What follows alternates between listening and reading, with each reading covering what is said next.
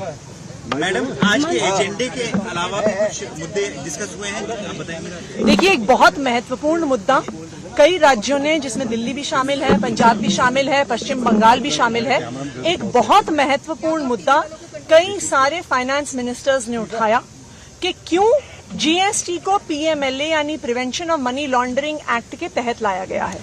7 जुलाई को एक notification issue होता है जिससे पूरे जीएसटी के नेटवर्क को, जीएसटीएन को, पूरी जीएसटी की व्यवस्था को prevention of money laundering act के तहत लेके आया जाता है। इसका क्या मतलब है? इसका ये मतलब है कि जो लोग भी जीएसटी भरते हैं, चाहे आपका छोटा से छोटा बिजनेस हो या बड़े से बड़ा कंपनी आप चलाते हैं, अब आपको पीएमएलए के तहत ईडी प्रोसिक्यूट कर सकती है। इसका क्या मतलब है कि अगर किसी मजबूरी वश कोई ऐसे व्यापारी हैं जो अगर जीएसटी नहीं भर रहे हैं, अब सिर्फ जीएसटी उन पे केस नहीं करेगी, ईडी उन पे केस कर सकती है। और हम सबने देखा है कि किस तरह से ईडी को इस्तेमाल किया जाता है लोगों को परेशान करने के लिए, अरेस्ट करने के लिए, महीनों तक बेल ना देने के लिए। तो अब देश के करोड़ों व्यापारियों पर क्या ईडी के केस चलेंगे? जो व्यापारी हैं, जो बिजनेसेस हैं, जो व्यापारी हैं और जो बिजनेसेस हैं, क्या वो इकोनॉमी को बढ़ाएंगे या क्या वो अब अपने आप को ईडी के प्रोसिक्यूशन से, पीएमएलए में प्रोसिक्यूशन से बचाएंगे?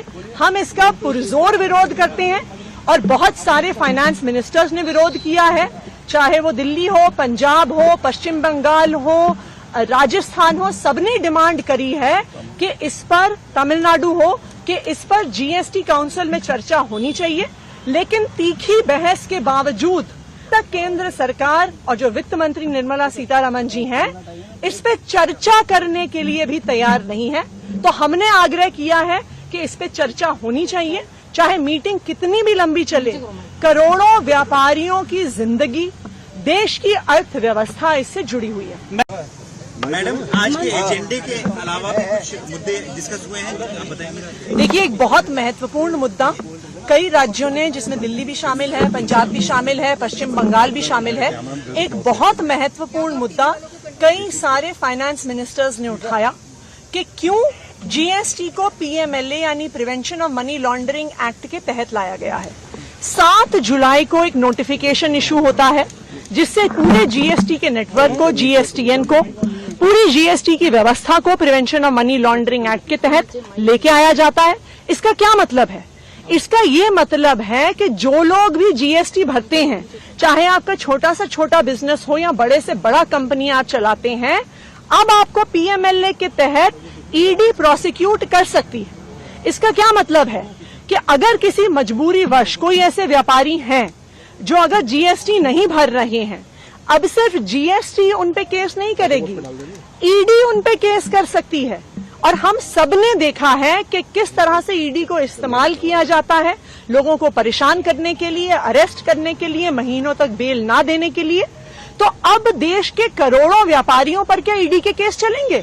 जो व्यापारी हैं, जो बिजनेसेस हैं, जो व्यापारी हैं और जो बिजनेसेस हैं, क्या वो इकोनॉमी को बढ़ाएंगे या क्या वो अब अपने आप को ईडी के प्रोसिक्यूशन से, पीएमएलए में प्रोसिक्यूशन से बचाएंगे? हम इसका पुरजोर विरोध करते हैं और बहुत सारे फाइनेंस मिनिस्टर्स ने विरोध किया है, चाहे वो दिल्ली हो, पंजाब हो, पश्चिम बंगाल हो, राजस्थान हो, सबने डिमांड करी है कि इस पर, तमिलनाडु हो, कि इस पर जीएसटी काउंसिल में चर्चा होनी चाहिए।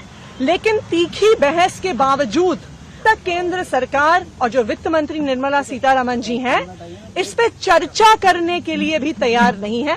तो हमने आग्रह किया है कि इस पे चर्चा होनी चाहिए, चाहे मीटिंग कितनी भी लंबी चले। करोड़ों व्यापारियों की जिंदगी, देश की अर्थव्यवस्था इससे जुड़ी हुई है।